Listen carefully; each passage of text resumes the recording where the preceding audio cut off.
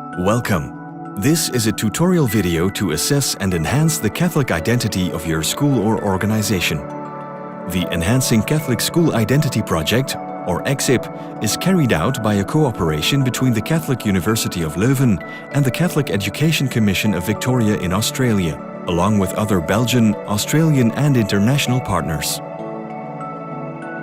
The ECSIP methodology explores the Catholic identity of your school through the use of 3 scientific measuring instruments, each with its own type of graphs. This clip teaches you how to read the graphs of the Victoria scale. Reading graphs like these might seem difficult at first sight, but once you know the basics, it's not so difficult at all. The graphs of the Victoria scale all have a light green background color. Here you see the scale means graph. The y-axis on the left is scaled according to the Likert scale response options used in the surveys. From number 1, I strongly disagree, to 7, I strongly agree. The line at number 4 is the turning point from rejection to approval. Around the white line lies a zone of doubt. Unlike the PCB scale, however, the bars start at the dividing line in the middle. The upward bars indicate that on the whole people agree, while the downward bars signify that on the whole people disagree. The further a score goes up, the more the respondents are in agreement. The further a score drops beneath the dividing line, the more they voice their disagreement. At the top, we see the 4 school types of the Victoria scale: monologue school, dialogue school, colorful school, and colorless school. If you want to learn more about the content of these school types, watch the YouTube video that explains the Victoria scale. Next, in the bottom right corner, the number of respondents is displayed. In this case, we see the result of 88 respondents who participated in the Victoria scale. Finally, we see the mean scale scores of these 88 respondents. These predict the tendencies in the population as a whole. When interpreting the results, it is important to examine the consistency between the scores and to be aware of the relations between them. It is necessary to interpret the pattern of the scores as a whole instead of reading the numbers one by one. The meaning of a score is influenced by the other scores as well. Instead of putting people in boxes, every respondent gives a score for every type and contributes to the entire pattern. Merging the scores of a whole group results in a constellation of tendencies. The art is to interpret these as a whole.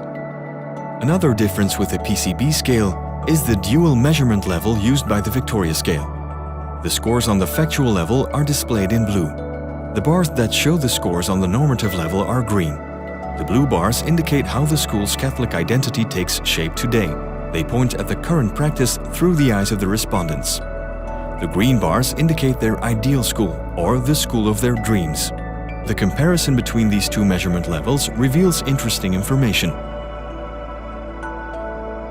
To every scale means graph belongs a second graph that breaks down the scores in percentages of approval and disapproval.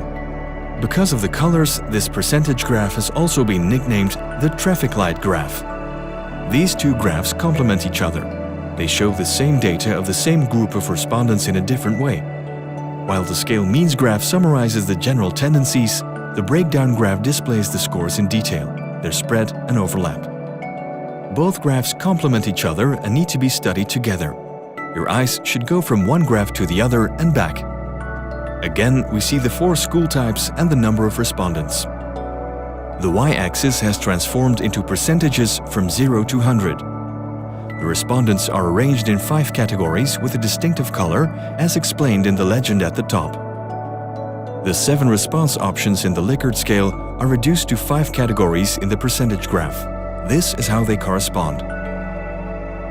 The percentage breakdown on the right is an elaboration of the mean scores on the left. It shows how the answers are spread and allows us to see the percentage of respondents who agree or disagree with each of the school types.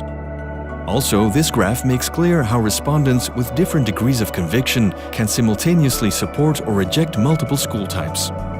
How do we read this percentage graph in conjunction with the scale means graph? Let's take a closer look at the results of, for example, the dialogue school. The blue bar, with a score of 5.35 out of 7, corresponds to the first column of percentages. And the green bar, with a score of 5.71 out of 7, corresponds to the second column. Thus, we see an increase from the factual to the normative level. These respondents want the dialogue school model to grow. The percentage breakdown graph reveals by how much percent the support basis increases, with 9.7% in this case. You can easily calculate this or simply estimate it based on the horizontal grid lines that are drawn every 10%. The upswing of the dialogue school coincides with a decrease in the support for the monologue school. This points to the desire of most of the respondents to evolve from a monological to a dialogical school identity. At the same time, we see a clear rejection of the two secularized school types, the colorful school and the colorless school. This concludes the Victoria Scale. Thank you for viewing this tutorial. For more information, surf to schoolidentity.net and check out the other ECSIP manuals and tutorial videos.